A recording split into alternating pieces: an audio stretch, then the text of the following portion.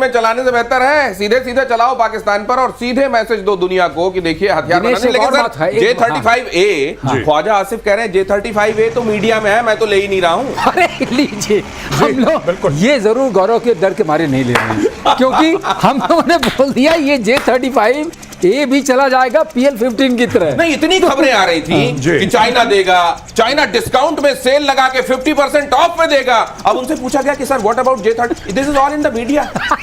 एक और चीज बोली उन्होंने, उन्होंने ये बोला कि ये तो अपने शेयर प्राइसेस को उछाल लाने के लिए खबर है, ये तो उनके शेयर प्राइसेस है उनको ऊपर करने के लिए कर रहे हैं, हमारा कोई लेना देना नहीं है। चाइनीज डिफेंस का जो मार्केटिंग विंग है वो ये कर रहा है। दिनेश, अब मुझे लग रहा है ये ऑफ सिंदूर का ऐसा असर पड़ गया है कि सारे उनके नेता और अभिनेता कंफ्यूज्ड है। नहीं, मेरे को लगता है सिर्फ फील्ड मार्शल जो इधर से उधर जा रहे हैं वो भी कंफ्यूजन है किस लेवल पर, क्योंकि वो जो कॉकपिट में बैठा हुआ J-35A में पाकिस्तानी पायलट की तस्वीर आई थी, वो तो चाइना ने ही वायरल कराई थी। चाइना ने वायरल कराई थी। मुझे ऐसा लगता है कहीं ना कहीं ऐसा तो नहीं है कि इसने बोला कि सरदार मैंने आपका नमक खाया है।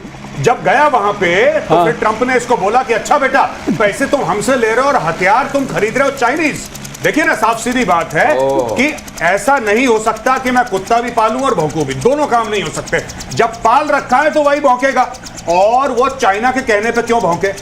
आप देखिए, 5th जनरेशन फाइटर जेट लेना है, अमेरिका उनको 5th जनरेशन नहीं देगा, लेकिन अमेरिका ये जरूर कर सकता है कि अगर पाकिस्तान ने चीन से लिए 5th जनरेशन फाइटर जेट तो उनकी चूड़ियां कस सकता है बहुत बुरी तरीके से। एक और बात बता दूं, एक चीज Dinesh, 5th generation fighter jet लेना हाथी पालने ऐसा है। अपने को खाना नहीं मिल रहा, हाथी कैसे खिलाएंगे? अरे सर 50% डिस्काउंट में मिल रहा था, इससे ज्यादा क्या ऑफर करता? खाना तो खिलाना पड़ेगा। हाँ, ये तो है। आप फ्री में ले लो, आप फ्री में दे दो, पाकिस्तान फिर अफोर्ड नहीं कर पाएगा। उसके $1000 पर आवर का उसकी फ्लाइंग की कॉस्ट है $40,000 पर आवर, $40,000 पर आवर एक जहाज।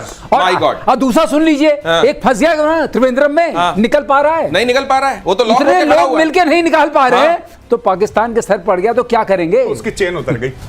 उसकी बात नहीं, लेकिन एक बात और मैं समझ नहीं पा रहा हूं, ये इसका पाकिस्तान का सुहाग है कौन? अमेरिका है कि चाइना है?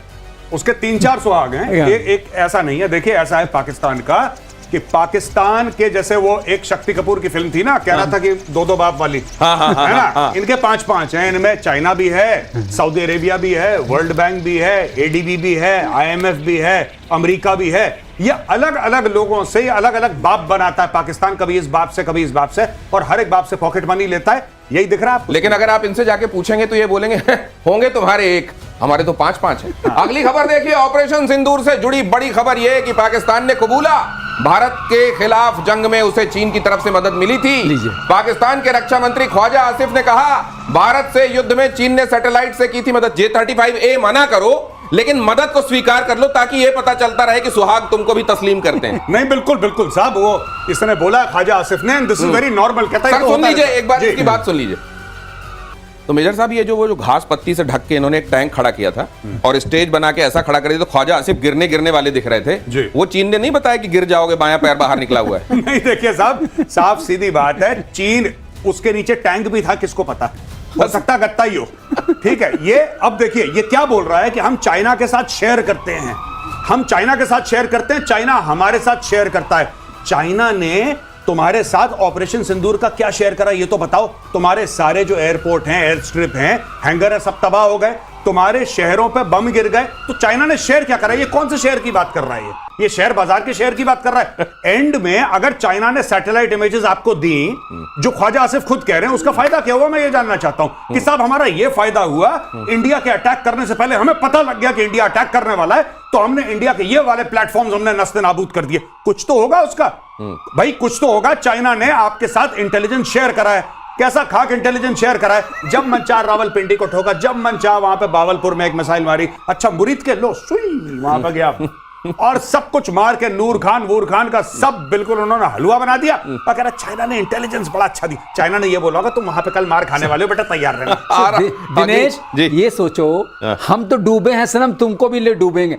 ऐसा दोस्त नहीं चाहिए। अपनी बदनामी करा रहा है, अब कह रहा है उन्होंने किया था, उनकी भी बदनामी करा रहा है। ख्वाजा आसिफ ने इतना ही नहीं कहा, ख्वाजा आसिफ का एक बड़ा बयान है कि चीन के साथ फाइटर जेट डील को लेकर हमारी ये सब बातें सिर्फ मीडिया में है। यही मैं आपको बता रहा था, मीडिया में है, और ये केवल चाइना ने अपने डिफेंस वाले मार्केट को बढ़ावा देने के लिए ऐसा किया। ये भी सुन लीजिए, इन शब्दों में कहा गया है। ये तो बड़ा अनगाइडेड मिसाइल है।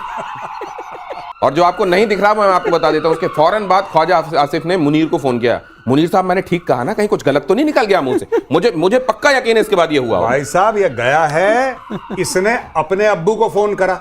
हाँ। आसिम मुनीर को, आसिम मुनीर ने अपने अब्बू को फोन करा। कौन है इस समय? व्हाइट हाउस में। अच्छा अब्बू जी मैंने ठीक तो बोला? हाँ हाँ बेटा ये ठीक बोला तूने, चाइनीज इक्विपमेंट मत खरीदना। ट्रंप क्या करेगा अब? ट्रंप इनको लोन देगा। मैं बता रहा हूं आपको, क्योंकि यही चीज ट्रंप ने जेलेंस्की के साथ करी है। जेलेंस्की ने बहुत बड़ा ट्वीट करा कि अब हम अमेरिकन इक्विपमेंट खरीदेंगे। अब जितना भी थर्ड रेट अमेरिकन इक्विपमेंट है पहले अमेरिका इनको लोन देगा। वो लोन देने के बाद अमेरिका बोलेगा कि लोन पे तुम हमसे वो घटिया इक्विपमेंट खरीदो। और जितनी भी इक्विपमेंट फेज आउट हो रही है, जो भाई ट्रंप बिजनेसमैन है, ट्रंप कह रहा है कि अगर इनको चूना चाइना लगा सकता है तो हम क्यों नहीं लगा सकते चूना? हम भी जरा 8-10 अरब डॉलर का चूना लगा दें। यही होगा। और ये कारोबार जितना ट्रंप को इस समय समझ में आ रहा है, हर चीज में आप देख रहे हैं वो कारोबार की बात करते हैं, फिर ये मौका क्यों जाने देंगे? अरे भिखारी ही सही, लोन ही सही, देना है तो अपना कबाड़ क्यों ना दें? और ईरान के फोर्डो एटमी सेंटर के बाहर खड़े ट्रक पर ट्रंप का बयान, चलिए ये भी सुन लीजिए। ट्रंप साहब को आज नया इल्हाम हुआ है, उसके बारे में जरा ये ऐलान सुनिए। ट्रंप ने कहा यह ट्रक यूरेनियम ले जाने के लिए नहीं बल्कि मजदूर ले जाने वाले ट्रक थे। ट्रंप ने कहा यूरेनियम को हटाना बहुत लंबा और खतरनाक है, बहुत भारी काम होता है ये। फोर्डो एटमी सेंटर से यूरेनियम को हटाने की खबर आई थी, मैंने आपको दिखाया था प्रतिशोध में, ट्रक लगे हुए थे, कहा गया रातों रात हटा दिए गए हैं। 19 तारीख को जैसे ही बॉम्बर उड़े वहां से यूरेनियम गायब कर दिया गया, यह खबर आई थी। पहले इस बात को कंफर्म खुद ईरान ने कहा कि हाँ हमारा यूरेनियम हमने बचा लिया है। अब इधर ये साहब कह रहे हैं नहीं वो तो मजदूर निकालने के लिए आए थे। आगे ईरान ने क्या कहा है वो भी आपको फिर पूरी तस्वीर क्लियर हो जाएगी। लेकिन साहब ये 16 ट्रक वहां मजदूर निकालने गए थे और टेलीफोन इनके पास आया था। और ट्रंप, मुझे लगता है ट्रंप ने प्रतिशोध तो नहीं देखना शुरू कर दिया। Very good mister Donald Trump, I like it. Anyway ये देखिए बात, ये अपनी ये जो इज्जत है ना इसकी, ये अपनी इज्जत बचा रहा है। इसके इंटेलिजेंस वालों ने बोला कि 450 किलोग्राम जो है एनरिच्ड यूरेनियम गायब है साहब, उसकी कोई अकाउंटिंग नहीं है। ये कह रहा नहीं ऐसा कुछ है ही नहीं, फेक न्यूज है, फेक न्यूज। CNN ने बोला कि साहब आप ही के इंटेलिजेंस वालों को हम कोट करके ये आपको बता रहे हैं कि फोर्डो को इतना नुकसान नहीं हुआ जितना आप कह रहे हो। फेक न्यूज, इसका मुंह बंद, इसने सबका मुंह बंद करवा दिया। But the fact of the matter is कि क्या 450 किलो एनरिच्ड यूरेनियम है कि नहीं है, क्या उसकी अकाउंटेबिलिटी है कि नहीं? क्योंकि जेडी वांस जो इसका उपराष्ट्रपति है वो खुद कह रहा है कि वो 450 किलो यूरेनियम गायब है। अब भाई कुछ ना कुछ तो गायब है, सेंट्रीफ्यूज भी गायब है, यूरेनियम भी गायब है, और खमेनेई अभी तक सुप्रीम लीडर है। तो जो एटम बम बनना है या न्यूक्लियर वेपन बनना है, ठीक है चलो जुलाई में नहीं बनेगा, अगले साल जुलाई में बन जाएगा, तो अगले साल। और अब देखिए अगली खबर देखिए और इस डॉट को कनेक्ट कीजिएगा। यहां आपने क्या देखा, ट्रंप कह रहे हैं कि वो जो 16 ट्रक थे मजदूर निकालने गए थे फोर्डो में। अब ये खबर देखिए, अमेरिकी हमले में एटमी साइट्स बुरी तरह तबाह, कह रहा है ईरान, माफ कीजिए। पहली बार ईरान ने भी खुलकर यह स्वीकार किया कि हमारी एटमी साइट्स तबाह हुई हैं। ईरान के विदेश मंत्रालय के प्रवक्ता ने कहा कि हमारे परमाणु प्रतिष्ठान तबाह हुए, यह बात निश्चित है। उन्होंने अमेरिकी हमले की घोर निंदा की। कितना फिक्स मैच है सर। भाई साहब ये चूरन खिला रहा है। देखिए साफ सीधी बात है, ट्रंप कह रहा है मैंने तबाह कर दिया, सीज फायर कर दिया, नोबेल प्राइज दे दो, बहुत शानदार ऑपरेशन है। अमेरिकन ने ताली बजा ली। अब ईरान कहता अगर हम बोलेंगे तबाह नहीं हुआ तो फिर मारेंगे। तो तुम पहले बोल दो कि सब कुछ तबाह हो गया, बर्बाद हो गया, बहुत बुरे लोग हैं अमेरिकन, उनका भी फायदा हो गया। इसमें फंस गया इजराइल, क्योंकि इजराइल को आपने सीज फायर भी करवा दिया, इजराइल से आपने सब कुछ करवा दिया। ये बिल्कुल फिक्स्ड मैच है।